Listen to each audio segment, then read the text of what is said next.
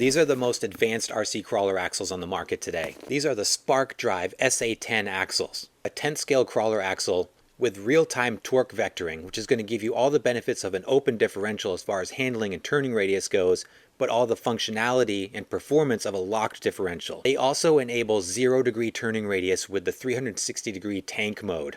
In this video, I sit down with Sean Chu, creator of these axles and founder of Sparc Drive. So we're going to get the lowdown on these axles from the man himself. Sean was also generous enough to give us 2 of these axle sets. One for the channel to put on a build and one to give away to you guys. So if you're interested in a set of Sparc Drive axles, stick around to the end of the video for the details. So let's kick this off with my conversation with Sean, then we'll get into some demonstrations. And at the end of the video, I'll give you the details on the giveaway. So we're here with Sean Chu, the owner, operator, and creator of Sparc Drive. That's right. Are you a one-man show?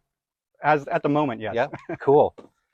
So we're going to check out some awesome new axles that Sean has generously brought us to check out. So why don't we start with, Sean, I'd like to know a little bit more about you and kind of your background and how Sparc Drive came about, and a little bit about the company before we get in there. Yeah, definitely.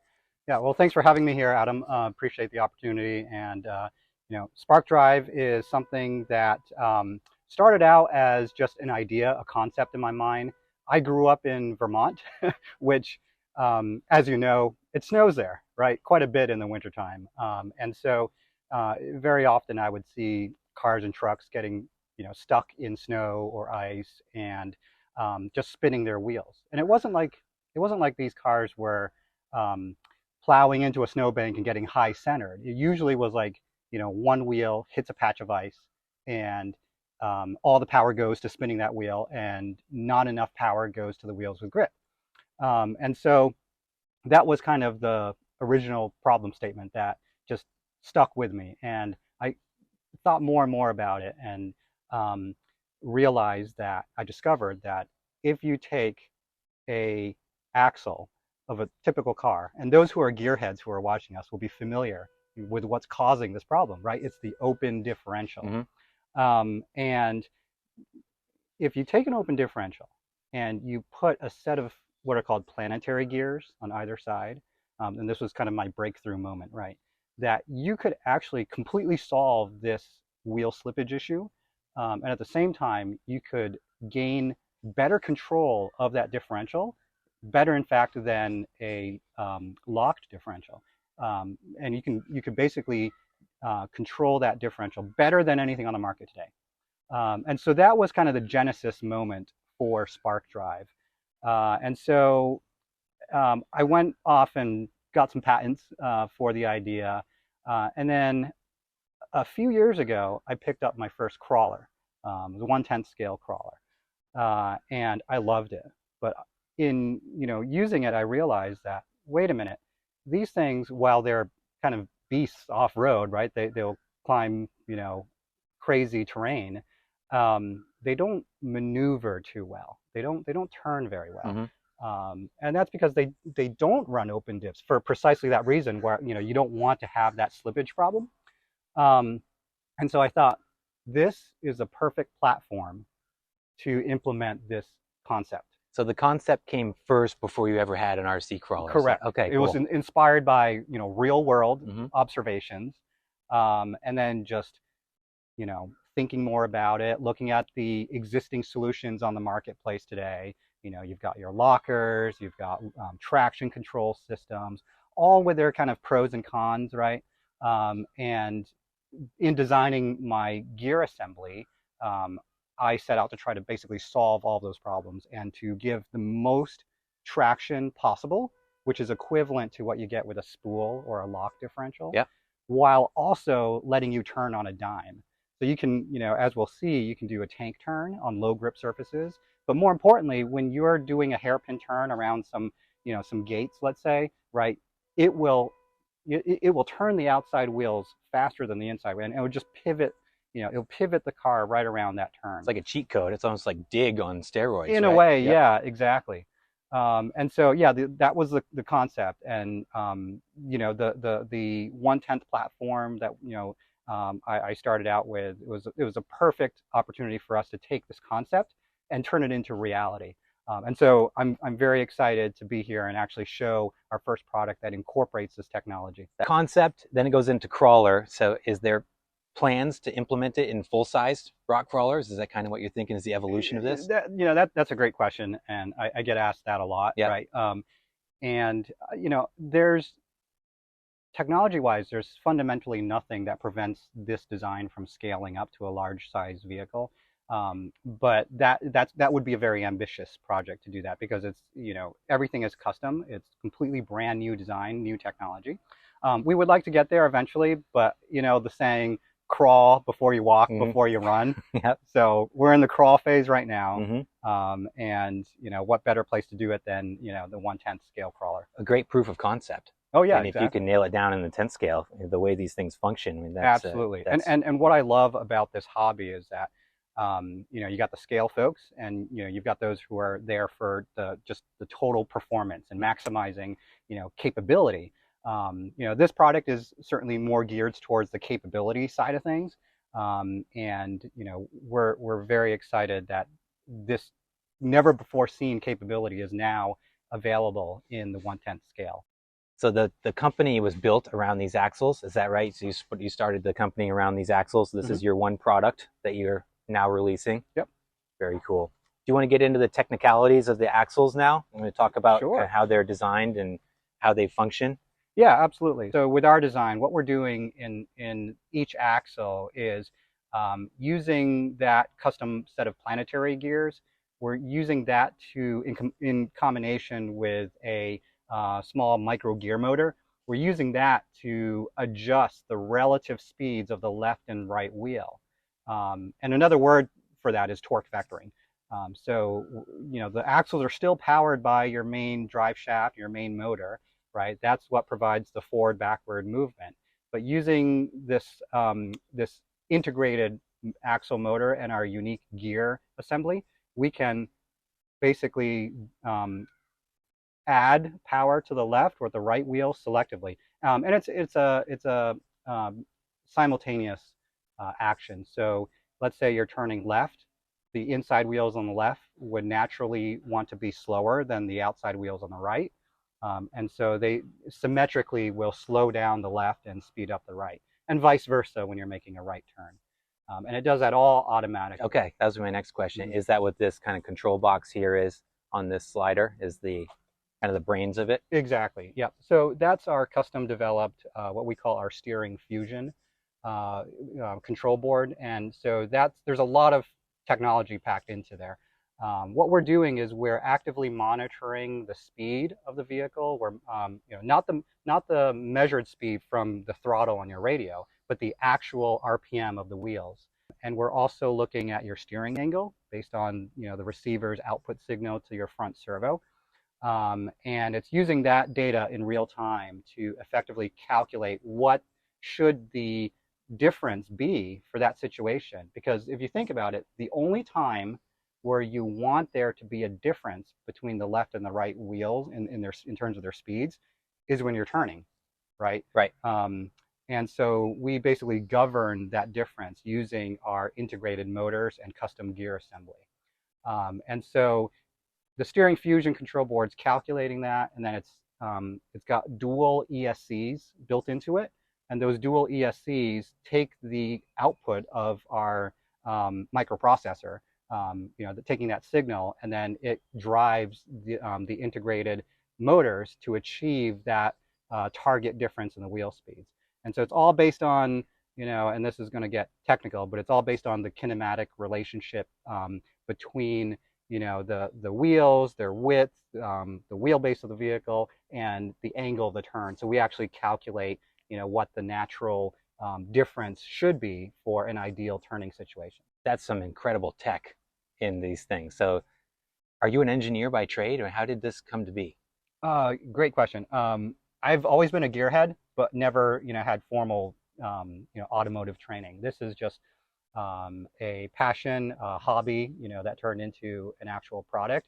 My professional background is actually in data analytics, and I was, like I said, always been passionate, always been a car guy, and this is something that I just constantly kept developing, and it turned, into a real product. And so it's just been something that I've been very excited about. The R&D on this to get the proper proportions in the steering and the grip just right. It must have been ages to get that nailed down. Yeah, it definitely took some iterations and tweaking. But that's the great thing about doing this at the 1/10 scale, right? Is you can rapidly go through those iterations instead of cutting custom gears for a full size vehicle and having finding out that you're off by this much, and you got to retool again. And so this really allowed us to nail down that algorithm. And steering fusion, the great thing about it is there's no additional servo, no additional radio channel needed. It does the torque vectoring automatically. That's great. And we can further adjust the level of torque vectoring. So if we want more, oversteer, more understeer, we can dial that in. But once you set that level that you like, it saves and retains that level. And so as you steer, as you turn around, obstacles, it basically gives you that level of torque vectoring automatically. Is there a tuning capability? Is there a way for the customer buys it, is it set out of the box, and then is there an app or a tuning capability that they have to further customize it? Yes, there is. So we set it to out of the box. It's a medium level of torque vectoring, and you can adjust it by using it's kind of a pattern when you first power it on, right? So you can actually use the transmitter to execute some steering patterns, left, right, to actually adjust. So it's kind of built in. There's no separate app or anything needed. Okay. So we found that to be an effective way to, adjust not just the torque vectoring, but there's actually several other parameters that you can customize and tune by using those startup patterns. And on the fly, it sounds like, so you don't have to stop, get your phone out, and do the app or anything Exactly. like that. You can do it on the fly. It's at startup, so you do have to power cycle. So you just push the power button off on while holding the transmitter in a certain pattern, and those are all documented in the user guide. Very cool. I'm noticing it's a pretty clean setup. So you've got the module here on one slider. Is it waterproof? Is the system waterproof? Not currently. Okay. No.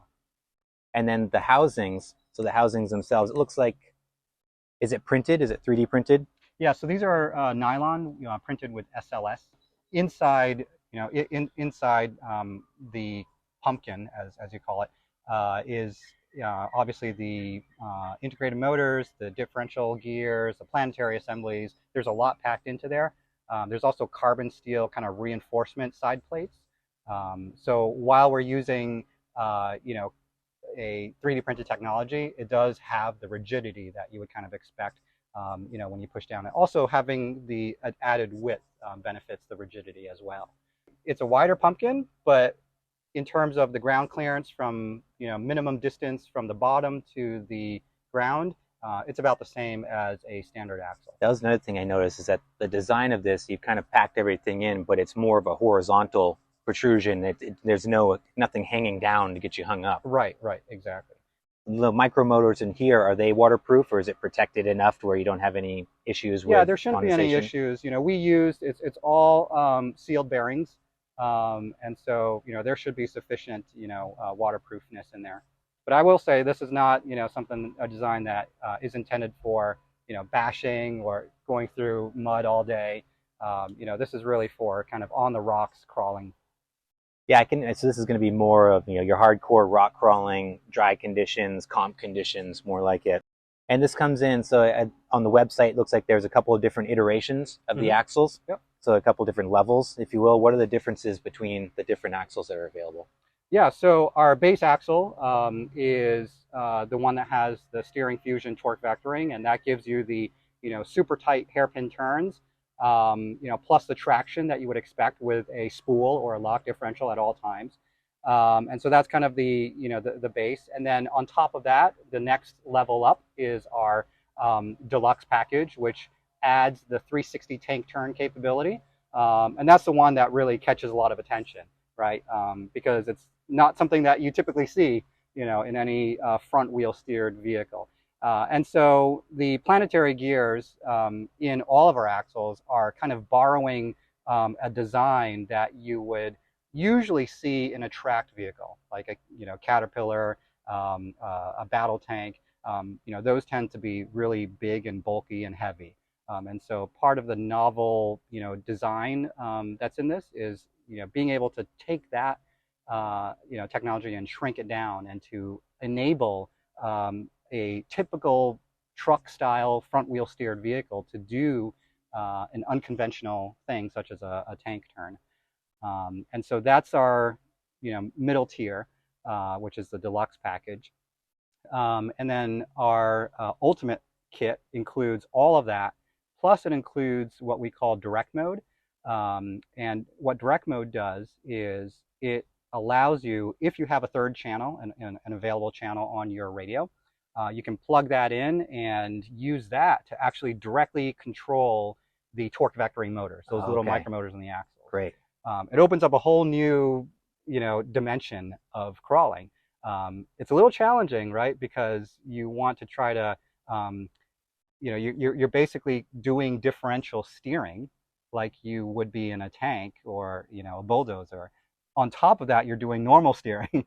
So you can do some really interesting maneuvers with that. And so that option is available in our ultimate package. And it's not required, so if you get the ultimate, you can have it both ways. So you can have the automatic steering fusion torque vectoring, but if you wanted to get really fancy, then you could plug in that wire to the third channel and use that to have more, direct control. That's excellent. So it kind of sounds like it can almost grow with you as you get used to the axles. So they're functional right out of the box. Mm-hmm.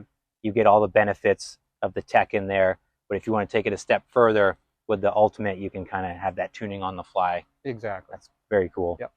What about fitment? So these are this is on an Element. Yep. And then what else do these axles fit? So these are based off an AR44, sort of the dimensions of that axle. And so they will fit, right now they'll fit the axial SCX-10-2, as well as the Element Enduro chassis, the solid axle ones, not the independent front suspension. The axles have behind the axle steering linkages, and that's something that kind of keeps the tie rod out of harm's way and makes for a cleaner look as well. Any plans to expand it to other models? We've already gotten questions about, hey, TRX4, other platforms, and that's on the roadmap. This is, because you look at the Element Enduro platform, the axial SCX-10-2, they're kind of ubiquitous. There's such a big installed base. A lot of people are running those, and it's a great way to kind of give an old dog new tricks, so to speak. But yes, we do plan, to, after, we launch this, well, it's already launched, but after this is out and people really get their hands on this, we do want to expand, to other platforms as well. I will say, if folks are really interested in the tank turn capability, that capability works great with a shorter wheelbase and, lighter weight platform, lighter weight chassis as well. So you could, even though we advertise that it's really, that feature's only intended for low grip or smooth surfaces, if you get shorter wheelbases, lighter, weight, you could really do some interesting things with that. Very so cool. We're excited to see what people come up with. Well, I'm excited to see it. So why don't we go out and do some demos and do some demonstrations of it? We'll see if we can see these things in action. So Sean's going to demonstrate a tank turn for us here on the table.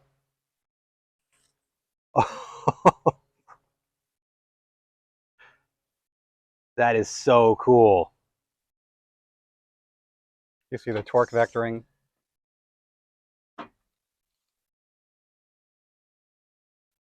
So regardless of whether you're going forward or reverse, the outside wheels will always, with torque vectoring enabled, will always spin faster than the inside wheels. And it's all calculated automatically and applied automatically. The only thing you have to do is set, the setting on how much torque vectoring you would like. And so when you have it on maximum, then you will really see, that difference. And you can see, like right now, the wheel closest to the camera is spinning faster than the wheel further away. Yep. And so that's kind of the maximum torque vectoring. And I can see even on the table that there's no understeer, there's no pushing whatsoever at Right. full steer. And there's the tank turn.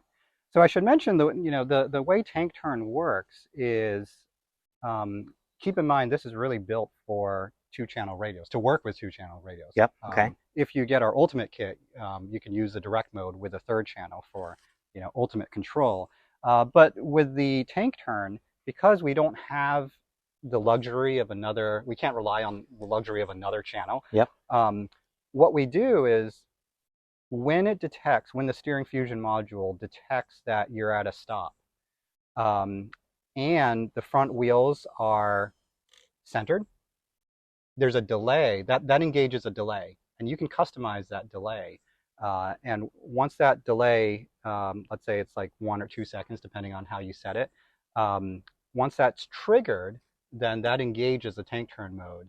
And when that happens, your steering inputs drive the tank turn, and it's proportional, right? So you can do slow or fast, but it's using your existing steering control. Now, the moment you hit the throttle and it detects a forward movement, then it reverts back to front wheel steer. Right? So okay, so that's even more fascinating. So I was watching your hands on the radio. That you don't press any buttons. There's no inputs from you on the radio to engage the tank turn. The sensor is based on 2 things: the speed. So if you're at a standstill, yep, right, that's kind of condition 1. Yep. That you have to be at a standstill. Condition 2 is your front wheel, your steering input has to be centered, right? And so you could sit all day at a standstill and be moving the front wheels just like you normally would. Mm-hmm. Nothing's going to happen. But the moment you center the wheels, it starts counting, right? And I heard the beep. You heard there. the beep, yep. Right? And that tells you that now it's in tank turn. So now it's in tank turn mode. Okay. And I had it on a very short delay. And so we recognize that people may, want to stay in normal steering mode. And so if you set that delay longer, that'll, help prevent accidental tank turn engagements. Got it.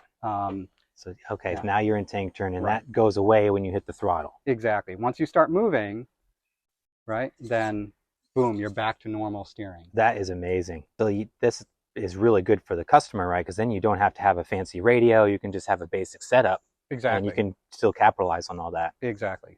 All right, so if we hit a loose climb here and get the wheels to slip, right?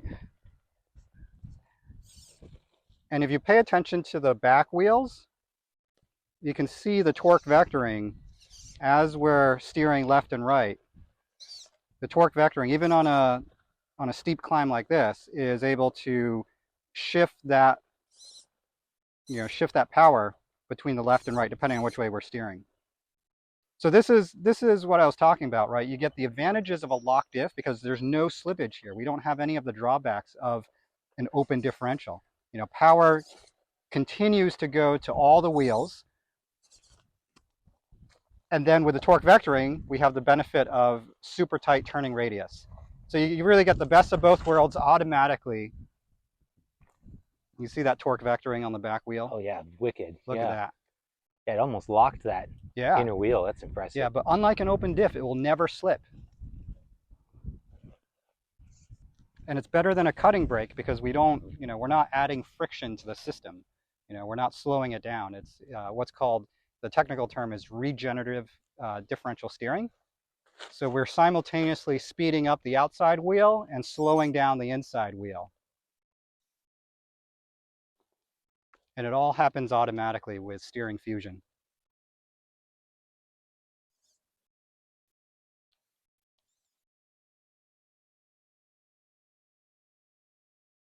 You see how it's pivoting around with torque vectoring? And this is the real advantage that these axles have. They're not made for scale looks. They're made for maximum capability and maximum performance. You get the crawling capability of a spool or a lock differential, and you don't have to sacrifice maneuverability. All right, so I just caught Sean talking about some more technology that we didn't touch base on this. So you talked about it has its own BEC. Correct. So you don't want to have brownouts. So you want to just go over again what you were just telling me about this? Yeah, so since the active torque vectoring is pulling power, we don't want to rely on the your standard BEC. So we have the steering fusion module has its own power regulator, and what that does is it plugs in line with your battery. So we include this adapter to feed our own BEC, which then powers the steering fusion module, and using its own internal ESCs, that's what distributes power directly from the battery harness to selectively control those axle torque vectoring motors. So let's do it right here. You hear that beep, so that the two conditions are met, and then that beep tells you you're in tank turn mode.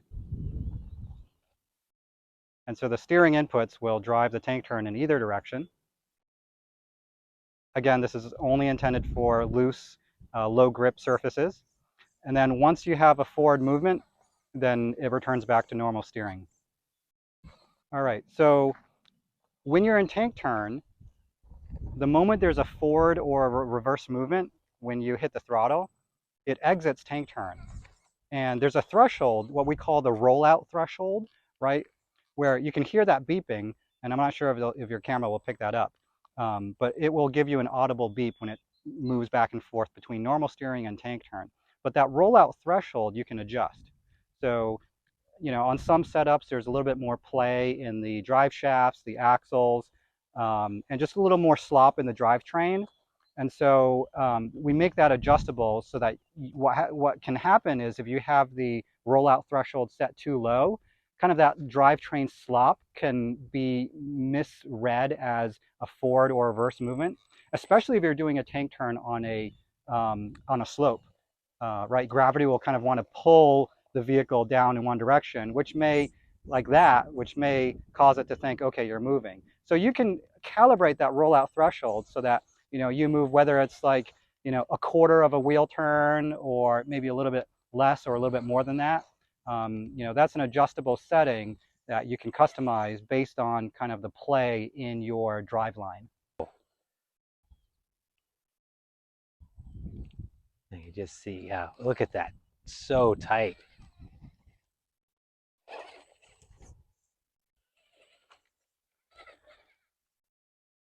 Let's say you want to, so if I'm off camber there, I'm kind of in a hole right there. Will it still do the tank turn, or is that too grippy?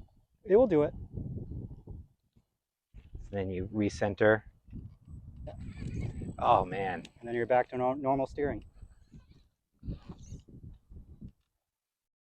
I really love it. It's just seamless how it transitions in and out. And you still got plenty of ground clearance there, like to go over those rocks.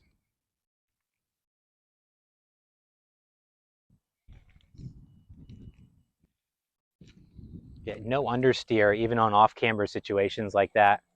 There's no push from the front end.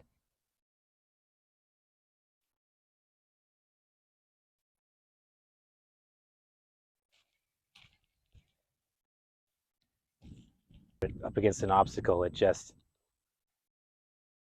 I love it. So yeah, the maneuverability of an open diff with the functionality of a lock diff. Exactly, the best of both worlds, yeah, without any of the trade-offs. And you get tank turn. That's so cool.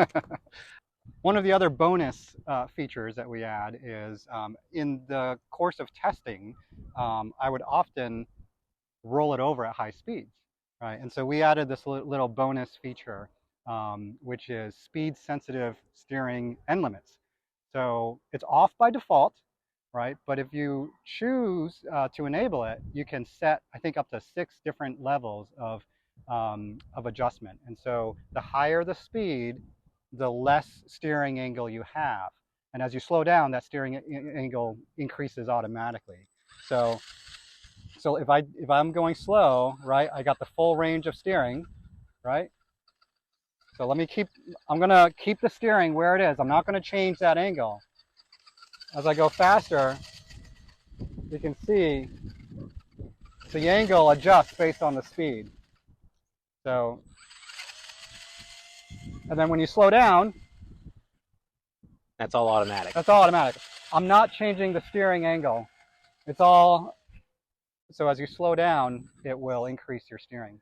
So that's a little bonus to help prevent, like if you like to do a lot of high speed, driving, it just helps prevent it from, rolling over. It was great to be able to sit down with Sean and learn about these axles from the creator himself. The technology in these things is crazy, and seeing them in practice, super impressive. I got to try them out just for a brief time, but now it's time to put them on my own build and really put them to the test. I picked up a new Element Enduro Ecto just for this video series. I already got the axles on there now.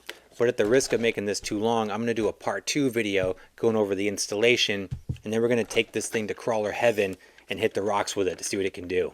So stick around, you don't want to miss that. Now big shout out to Sean again for hooking us up with 2 sets of these axles. Now for the giveaway details.